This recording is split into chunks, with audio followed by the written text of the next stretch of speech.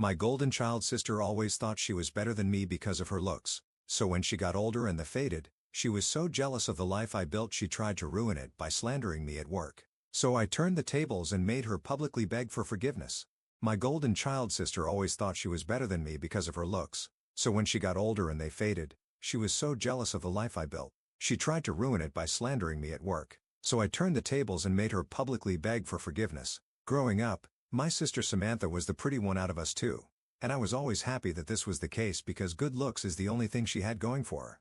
She was ugly on the inside. She always said she was better than me, flaunting how much prettier she is and how much more boys are interested in her. Our mom even told her she'd marry rich and be the more successful sister, making Samantha an egomaniac. It was clear I was second to Samantha in my parents' eyes and call me crazy, but I loved it, because even back then, at just 15 years old, I knew that the way they treated me because I wasn't aesthetically blessed would only push me to work harder and hopefully make them proud. And I was right. I got an academic scholarship and moved out at 18. This was when the rift between me and Samantha formed. She claimed I thought I was too good for our family with my fancy scholarship and actually persuaded my parents into thinking the same. It hurt a lot going low contact with them, especially with how I always wanted to prove myself to them, but they forced my hand. Fast forward 10 years, I was finally successful, dating a great guy, working at a high-end marketing firm, and that was when I made the biggest mistake of my life. I thought my family would approve of me. I made plans to see them again, and over text, they sounded excited. I was excited too. I pulled into my parents' driveway in a car that I bought with my own money with James next to me. I looked confident on the outside, but inside I was nervous. I had not been home in a long time. I walked in and it felt like almost nothing had changed, but somehow everything had. Samantha was still there, 31 now, lying on the couch with a magazine in her hand like she didn't care I had just walked in. She looked tired, still beautiful, but her looks were fading.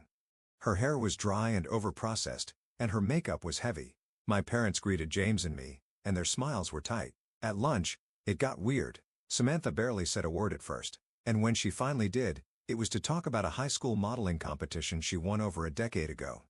My parents cheered her on like they used to. By evening, the energy in the house was awful. Samantha kept throwing digs at me, flat out telling me, "I'm still prettier than you, and that's all that matters." She brought up how I once tripped during a school recital and the whole room laughed at me. My parents chuckled along awkwardly. James kept giving me reassuring touches under the table. My patience was spinning. Later that night, I found Samantha alone in the kitchen. She was standing by the window, staring at her reflection, almost tearing up. I took a deep breath and did something I had been thinking about since I decided to come home. I offered her a job. I told her that my firm had a new marketing division opening, and I had pulled some strings to create a spot that I thought she would be perfect for. It came with a place to live, classes to help her sharpen her skills, and real chances to build a career. I said it gently. I made sure she knew it was coming from a place of wanting her to have something better. At first, she just blinked at me. I thought maybe she was shocked. Maybe she would cry. Maybe she would hug me. But then her face changed. She looked furious. "You think you're better than me?" she yelled. I was taken aback. That's when she started. She said I was still the awkward, forgettable, ugly sister underneath it all. She said James would leave me the second someone prettier came along. Her voice shook from rage. Deep down, I wanted to. But for the first time in my life, I did not back down. I told her calmly that she had every opportunity handed to her on a silver platter, and she had wasted it. I said she spent her life relying on her looks. I said that if she was lonely and struggling now, it was not because the world was unfair. It was because she had never bothered to invest in anything that would last longer than her beauty. I could feel the air go dead around us. I could see her chest heaving, her hands clenched into fists. When I finished, I noticed my parents standing in the doorway. They had heard everything. My mom's face was white. My dad looked like someone had punched him in the gut. James was standing behind them, and when our eyes met, I saw nothing but pride in his face. Samantha stormed off, slamming her bedroom door so hard the whole house shook. I heard stuff crashing against the walls. I half expected my mom to go after her the way she always used to, but she just stood there frozen, torn in a way I had never seen before. My dad stared at me like he was seeing me clearly for the first time and maybe hating himself a little for how long it had taken. James and I packed our bags and left shortly after, but it's on the drive home that my phone started blowing up. It was my job. I called my boss back immediately. "What the hell is going on?" she demanded without preamble. "What do you mean?" I sat up, instantly alert. "Have you seen the review? The one calling you out by name?" My stomach dropped. "What review?" She explained that someone had left a scathing 1-star review on our company website, specifically naming me and claiming I had made cruel jokes about their autistic son during a client meeting. The review was getting traction on social media with people already calling for me to be fired. "I never did that," I said, my voice shaking. "That's completely fabricated." "I figured as much," my boss said, sounding slightly relieved. "It didn't sound like you, but we need to address this ASAP. PR is already drafting a response." After hanging up, I immediately checked the review myself. It was vicious, detailed, and completely false. The client claimed to have met with me just 3 days ago when I had actually been in meetings with an entirely different client surrounded by colleagues who could verify my behavior. And then I saw the username of the reviewer, Pretty in Pink 31. Samantha was 31 years old, and Pretty in Pink had been her favorite movie since high school. "That bee," I whispered, showing James the screen. "She's trying to get me fired." James read the review, his expression darkening. "Can you prove it's her?" "Not definitively, but the timing is too convenient. And that username," I trailed off, my mind racing. "I need to call work back." I spent the next hour on conference calls with my boss, HR, and our legal team. They believed me about not making those comments, especially since I could prove I wasn't even in the meeting described, but the damage control was still necessary. The review had already been screenshot and shared across Twitter and Facebook. We were checking out of the hotel when my phone rang again. It was my mother. "Have you seen what your sister did?" she asked without greeting. "So they knew." "You mean the fake review trying to destroy my career?" "Yeah, I've seen it. She's gone too far this time," my mom said, surprising me. "Your father and we had a long talk last night, and again this morning when we saw what she posted." I waited, not sure where this was going. "We've enabled her," my mom continued, her voice small. "All these years, we thought we were helping her, but we weren't. And we weren't fair to you." It was the closest thing to an apology I was likely to get. I should have felt vindicated, but mostly I just felt tired. "What are you going to do about the review?" I asked. "Your father is making her take it down right now, and she's going to post a retraction admitting she made it up." "That was something at least, thanks," I said stiffly. "Will you be okay?" "Your job? I'll handle it," I said. "I always do." After hanging up, I checked the review site again. The post was already gone, but screenshots lived forever online. The damage was done. James and I drove back to Chicago in relative silence. I was mentally drafting emails, planning damage control, wondering if I should get a lawyer involved. My career was everything to me. It was what I'd built when I had nothing else. The thought of Samantha trying to take that away made me physically ill. We were about an hour outside the city when my phone pinged with a notification. Samantha had tagged me in a social media post. With trepidation, I opened it. It was a public apology. She admitted to writing a false review out of jealousy and anger, stated clearly that I had never made any inappropriate comments, and took full responsibility for her actions. The post ended with, "I am deeply sorry for the pain and professional damage I tried to cause. My sister deserves better from me." I stared at the screen, not quite believing what I was seeing. "She actually apologized," I said to James, showing him the post. He glanced at it, then back at the road. "Do you think she means it?" "Not a chance," I said immediately. "My parents probably forced her to do it, but at least it was something I could show my boss and colleagues. It wouldn't undo all the damage, but it would help." When we got home, I forwarded the apology to my work team and tried to put the whole disastrous weekend behind me. I threw myself back into my projects, staying late at the office and bringing work home. James gave me space, but kept reminding me to eat and sleep. 3 days after we returned, I got a text from my dad. "Samantha moved out, got an apartment in town, thought you should know." I wasn't sure how to respond, so I just sent back a simple, "Thanks for letting me know." Life went back to normal or something close to it. The fake review incident blew over at work faster than I expected. My colleagues were supportive, and my boss even joked that we should hire Samantha to write negative reviews of our competitors. I didn't find it funny. About 2 weeks after our visit, I was working late when my office phone rang. It was the front desk security. "There's a Samantha here to see you," the guard said. "Says she's your sister." My heart skipped a beat. "I'll be right down." I found Samantha sitting in the lobby looking uncomfortable and out of place. She'd made an effort with her appearance. Hair freshly colored, makeup flawless, but she seemed smaller somehow, less confident than I'd ever seen her. "What are you doing here?" I asked, not bothering with pleasantries. She stood up, clutching her purse like a shield. "I needed to see you in person to apologize properly." I crossed my arms. "You drove 4 hours to say sorry and to ask if she took a deep breath. If that job offer is still available." I stared at her, certain I'd misheard. "You're joking." "I'm not." She looked down at her designer boots. "Mom and Dad cut me off. Said it was time I stood on my own 2 feet. Dad called it tough love or whatever. So that explained the sudden move out of their house.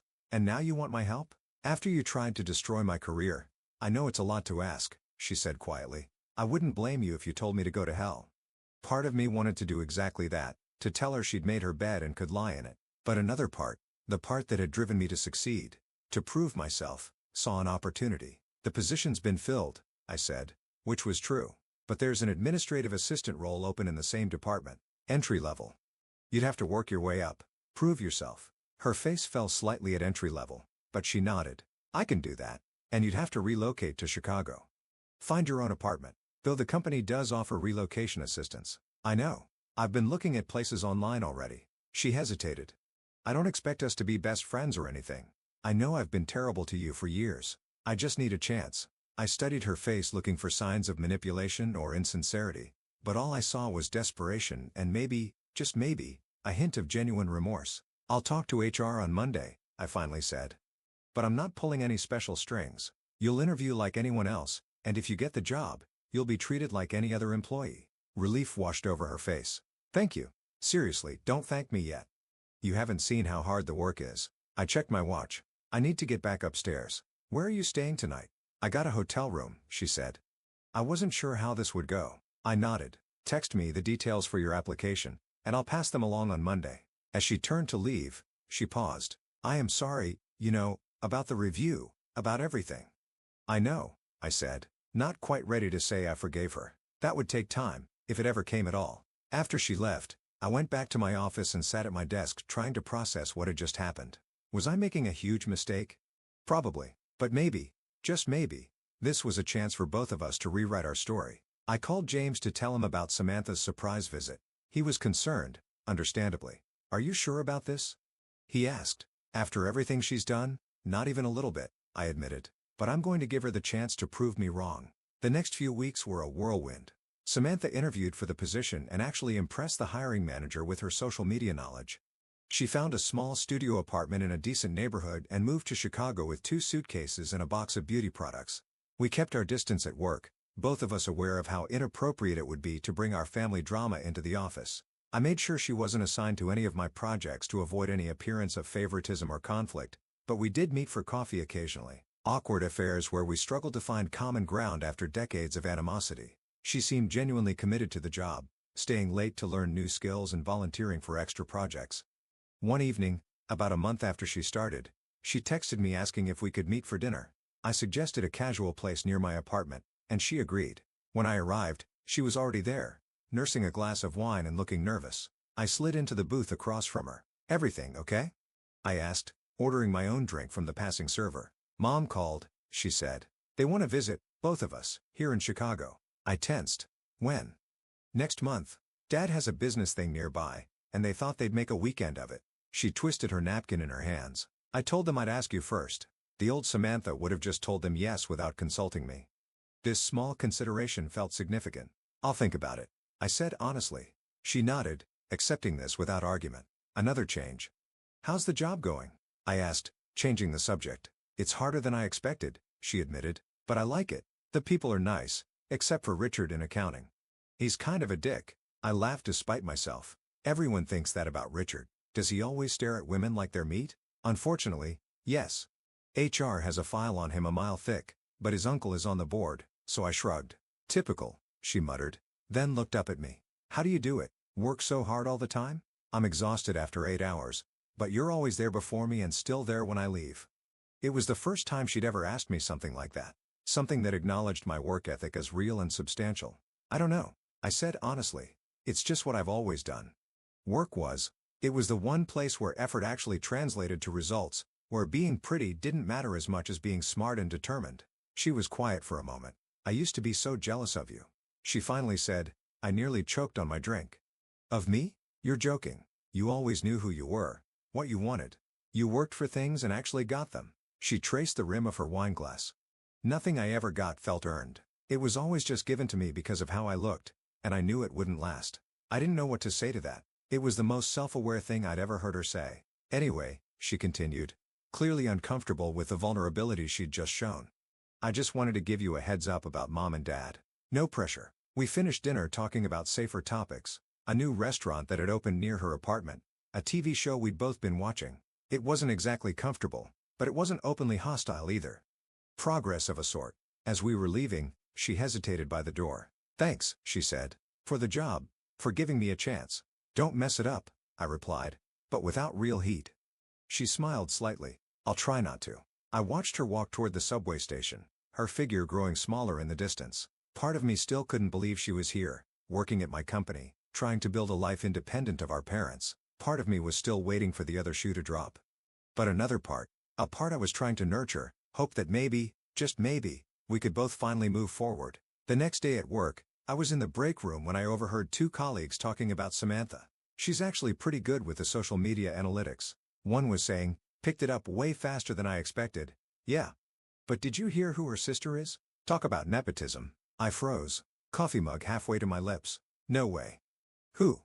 "Casey. From the executive team. They keep it quiet, but they're definitely related." "Crap assistant. That explains how she got the job with zero experience." I stepped around the corner making my presence known. Both women jumped looking guilty.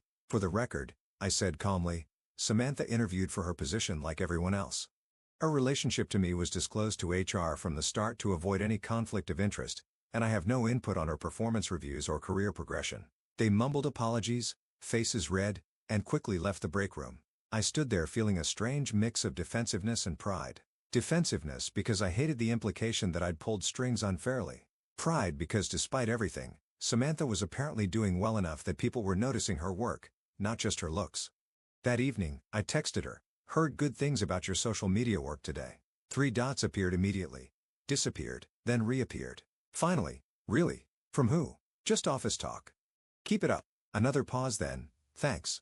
That means a lot." It was such a small exchange, but it felt significant. For the first time in our lives, I was praising her for something she'd actually accomplished, not something she'd been born with, and she seemed to genuinely value the recognition. The next few weeks passed in a blur of work and cautious interactions with Samantha. We weren't exactly friends, but we were something less antagonistic than we'd been our entire lives. She invited me to see her new apartment, a tiny studio that she decorated with surprising taste on a tight budget. I helped her assemble an IKEA bookshelf that had defeated her for 3 days straight. As the date of our parents' visit approached, I found myself increasingly anxious. James noticed me checking my phone more often, my shoulders tensing whenever it buzzed. "You don't have to see them," he reminded me one night as we were getting ready for bed. "You can say you're too busy with work." "I know," I sighed, "but I think I need to. For closure." If nothing else, he kissed my forehead. "Whatever you decide, I'm with you." I finally texted Samantha that I'd meet with our parents, but only for dinner on Saturday night. One meal, neutral territory, with James as my buffer. She seemed relieved, immediately suggesting a restaurant that was nice, but not too fancy. The night before their arrival, I had trouble sleeping. I kept imagining worst-case scenarios. Samantha reverting to her old self, my parents dismissing my career achievements, public arguments that would embarrass everyone. But I was also holding on to a small hope. If Samantha could change even a little bit, maybe my parents could too. Maybe we could find some new equilibrium as adults. The day of the dinner arrived, and I spent way too long deciding what to wear. I wanted to look professional, but not like I was trying too hard. Successful, but not showy. In the end, I chose a simple black dress that I knew looked good on me, paired with the pearl earrings James had given me for our anniversary. "You look beautiful," James said as we got ready to leave, and intimidating in the best possible way. I laughed, some of my tension easing. That's exactly what I was going for. We arrived at the restaurant 15 minutes early at my insistence. I wanted to be settled when they arrived, not walking and flustered and feeling like I was on their turf. Samantha arrived next, alone, looking nervous but put together in a blue dress I recognized from her Instagram. She'd toned down her makeup since moving to Chicago, going for a more natural look that actually suited her better. "They just texted," she said after greeting us. "Their Uber is 5 minutes away." I nodded, taking a sip of water to ease my dry throat. James squeezed my knee under the table, a silent reminder that he was there on my side, and then they walked in. My parents, looking older and somehow smaller than I remembered from just a few months ago. My mom scanned the restaurant anxiously until she spotted us, then nudged my dad. They made their way to our table. My mom smiled tight with nerves. My dad's expression unreadable as always. "You both look lovely," my mom said after awkward hugs all around. She settled into her seat, eyes darting between Samantha and me like she was trying to assess the current state of our relationship. "How's the new job going, Samantha?" my dad asked as he studied the menu. And just like that, we were launched into the familiar pattern. My parents focusing on Samantha first, always. But then something unexpected happened. Samantha answered briefly, then immediately turned the conversation to me. Casey just landed a huge new client, she said. Tell them about it. All eyes turned to me, including my parents, their expressions surprised but attentive. And in that moment, as I began to describe my latest project, I realized something had fundamentally shifted, not just in Samantha, but in all of us. We weren't fixed, not by a long shot. There were decades of hurt and habit to overcome. But for the first time, I felt like maybe, just maybe, we were all finally heading in the right direction. The dinner with my parents was actually going okay. I mean, it was still awkward as hell, but Samantha directing attention to my work was completely new territory. My dad asked follow-up questions about the client, seeming genuinely interested. My mom kept glancing between Samantha and me like she was watching a tennis match, clearly confused by our new dynamic. So you two are getting along now? She finally asked during a lull in conversation. I looked at Samantha, not sure how to answer. We weren't exactly friends, but we weren't actively trying to destroy each other anymore either. We're working on it, Samantha said before I could respond. Casey's been really helpful with the transition to Chicago. My mom nodded slowly. That's good. We were worried when you both stopped calling for a while after that weekend. James, bless him, jumped in to change the subject. How's the neighborhood back home? Any new developments? The rest of dinner went surprisingly smoothly. My dad talked about his golf game. My mom showed pictures of her garden, and we all carefully avoided mentioning the fake review incident or our blowout fight. It wasn't perfect, but it was civil. Progress, I guess. When the check came, my dad insisted on paying. My girls are both working in the big city now. Let me treat you. The old me would have argued, wanting to prove I could pay my own way. But I saw something in his eyes, a genuine desire to do this small thing. So I just thanked him instead. Outside the restaurant, my mom hugged me tightly. We're proud of you, she whispered. I know we don't say it enough. I stiffened, not expecting this. Thanks, Mom. Both of you, she added, pulling back to include Samantha in her gaze. You're both doing so well. My dad nodded awkwardly beside her. What she said, it wasn't exactly a hallmark moment, but it felt honest. We said our goodbyes with promises to talk more often, and James and I headed home while Samantha took our parents to see her new apartment. That wasn't a complete disaster, James said as we walked to our car. I laughed. High praise indeed. No, seriously. They seem different. Less focused on Samantha. More interested in you. Yeah, I agreed. It's weird. Good weird? I thought about it. I'm not sure yet. The next morning, Samantha texted me. They stayed for, 20 minutes then went back to their hotel. Dad said my place was cozy, which I think is code for tiny. I snorted, typing back. At least they showed up. Baby steps. Thanks for coming last night. It meant a lot to them. I stared at that message for a while. Not it meant a lot to me, but to them. Samantha was still keeping her emotional cards close to her chest. Fair enough. So was I. Life went back to normal after my parents left. Work kept me busy, and James and I started looking at houses in the suburbs thinking about the next step. Samantha seemed to be settling into her job, and we maintained our cautious, occasional meetups for coffee or quick lunches. Then one Tuesday morning, about 2 months after our parents' visit, all hell broke loose at work. I was in an early meeting when my phone started blowing up with notifications. I ignored it until we took a break, then checked to find multiple missed calls from Samantha and several urgent texts. Call me ASAP. It's about Richard. I think I'm about to get fired. I stepped out of the meeting room and called her immediately. What happened? I asked as soon as she picked up. Richard cornered me in the copy room, she said, her voice shaking. He tried to. He put his hands on me. I pushed him off, and he's telling everyone I came on to him and then freaked out when he rejected me. My blood ran cold. Where are you now? Bathroom on the 3rd floor. HR wants to see both of us at 11. Stay there. I'm coming down. I found her sitting on the floor of the handicap stall, mascara smudged under her eyes. When she saw me, she stood up quickly trying to compose herself. I didn't do anything wrong, she said immediately. I swear. I believe you, I told her. And I realized I actually did. The old Samantha might have lied or manipulated a situation, but this Samantha, the one who'd been working her ass off for months, I trusted her. He's been making comments for weeks, she continued. Wiping under her eyes, I tried to ignore it. I didn't want to be the new girl causing problems. Did anyone see what happened? She shook her head. Just his word against mine, and he's been here for years. I helped her clean up her makeup and walked with her to the HR meeting. Mary from HR looked surprised to see me. Casey, this is a private meeting, she said. I'm here as a colleague, not as Samantha's sister, I said firmly. And I have some relevant information about Richard's history of inappropriate behavior. Mary hesitated, then nodded. Fine. But keep it professional. Richard arrived a few minutes later looking smug until he saw me sitting there. His expression faltered slightly. What's she doing here? He demanded. Providing context, Mary said. Now I understand there was an incident this morning. Richard launched into his version of events claiming Samantha had been flirting with him for weeks and had cornered him in the copy room, becoming aggressive when he turned her down. It was such obvious bullcrap I had to dig my nails into my palms to keep from interrupting. When it was Samantha's turn, she told her story calmly and clearly. No dramatics, no accusations, just facts. I was impressed by her composure. And, Casey, you said you have additional information? Mary prompted when Samantha finished. I nodded. Richard has a history of making female employees uncomfortable. I've personally witnessed him making inappropriate comments to at least 3 women in the past year. I've also heard from multiple colleagues about similar experiences. Richard's face turned red. That's a lie. She's just backing up her sister. Actually, I continued pulling out my phone. I have emails from Jessica in design, Alex in marketing, and Jamie in accounts, all describing similar behavior from Richard.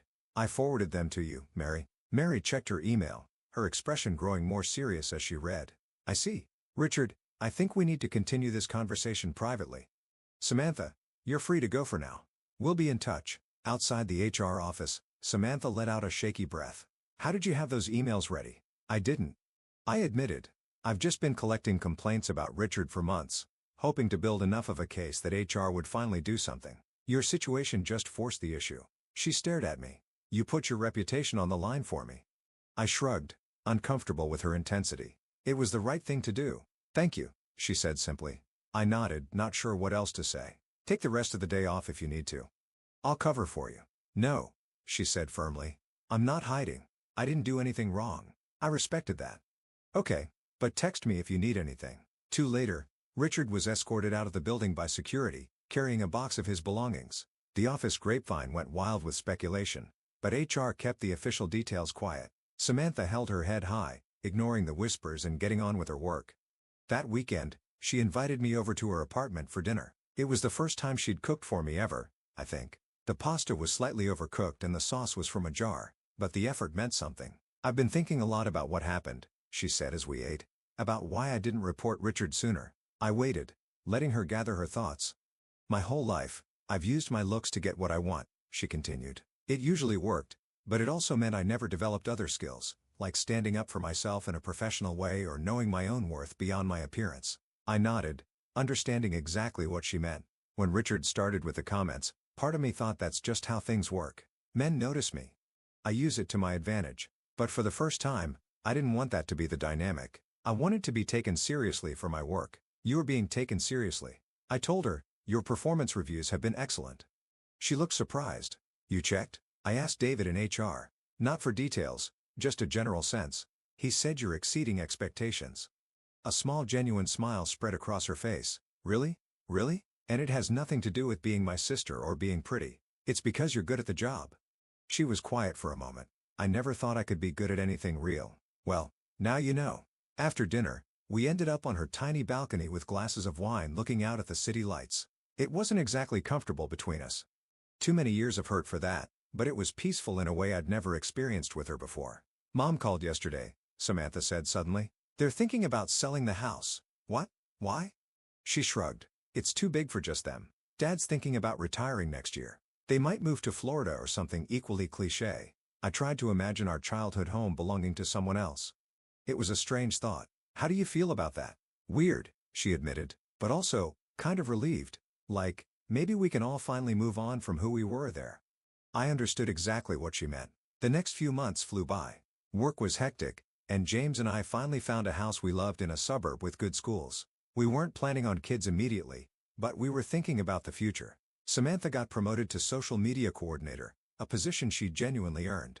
She started dating a guy from the IT department, a nice normal guy who seemed to like her for more than just her looks. Our parents did end up selling the house, though they moved to Arizona rather than Florida. My mom started sending both of us the same updates and photos, treating us equally for perhaps the first time ever. One Friday evening, about a year after Samantha had moved to Chicago, she texted me asking if we could meet for a drink. I was tired after a long week, but something in her message seemed urgent, so I agreed. I found her at a bar near my office already nursing a cocktail. She looked nervous. Everything okay? I asked, sliding onto the stool beside her. I got a job offer, she said without preamble. In New York, a cosmetics company wants me to run their social media team. Wow, I said, genuinely impressed. That's amazing, Sam. She didn't even correct me on the nickname. It's a big step up. More money, more responsibility. You should take it, I said immediately. It's a great opportunity. She studied my face. You're not upset about me leaving? I was surprised by the question. Why would I be upset? I don't know. We just started to, she gestured vaguely between us. Whatever this is. Become actual sisters? I suggested. She nodded, looking uncharacteristically vulnerable. Sam, you taking this job doesn't change that. New York isn't that far. We have phones, video calls, planes. So you think I should go? Absolutely. You've earned this. She smiled, relief evident on her face. I already accepted. I start next month. I laughed. Then why ask my opinion? Because it matters to me, she said simply. We ordered another round and spent the evening talking about New York, her new job, my new house. For the first time, it felt like a conversation between friends, not just sisters bound by obligation and shared history. When we finally left the bar, she hugged me tightly. Thank you, she said. For what? For not giving up on me. Even when I was awful. Even when I tried to ruin your career. I hugged her back. That's what sisters do, I guess. The day Samantha left for New York, I helped her pack the last of her things into a moving van. Her apartment looked bare and sad with all her stuff gone. You sure you have everything? I asked, checking the empty closets one last time. I think so. She said, looking around. If I forgot anything, I'll just buy a new one. Some things never change. I smiled. Outside, her boyfriend was waiting to drive her to the airport. They were going to try long distance for a while. See how it went? So I said awkwardly, this is it. For now, she corrected. I'll be back for Christmas. And you promised to visit in the spring? Right. Of course. We stood there for a moment, neither sure what to do. Then she pulled me into a hug. I love you, she said quietly. I don't think I've ever actually said that before. I swallowed hard. I love you too. And I meant it. Not because she was perfect now, she wasn't. She still had her moments of selfishness and vanity, but she was trying. We both were. As I watched her car drive away, I thought about how far we'd come from that disastrous family visit over a year ago. How we'd both grown in ways I never expected. My phone buzzed with a text from James. On my way home. How'd it go? I typed back good. Sad but good. Bring pizza? Already ordered. Love you. I smiled. Pocketing my phone and heading to my own car. That night, James and I ate pizza on the floor of our new house. We still hadn't bought a dining table. And I told him about saying goodbye to Samantha. You know, he said thoughtfully, when I first met your family, I thought you guys were beyond repair. So did I admitted. I'm glad I was wrong. I leaned against his shoulder, thinking about how life never turns out quite how you expect. How people can surprise you for better or worse. How sometimes the hardest relationships are the ones most worth fighting for.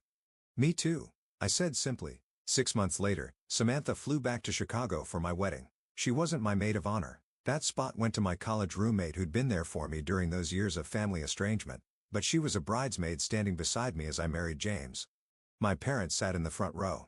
My mom crying happy tears. My dad looking uncomfortable in his suit but proud. They'd flown in from Arizona a week early to help with last-minute preparations. And for once, they'd been more helpful than stressful. At the reception, Samantha gave a toast that made me tear up. No backhanded compliments. No making it about herself. Just genuine words about how much she admired me and how happy she was for James and me. Later, as James and I swayed on the dance floor, I caught sight of Samantha chatting with one of his cousins, laughing at something he said. She looked happy, confident in a way that came from something deeper than just her appearance. Penny for your thoughts? James murmured in my ear. I smiled up at him, just thinking about how sometimes things work out okay in the end. Not perfect. Not fairy tale happy ever after. Just okay. And honestly, after everything, okay felt pretty damn good.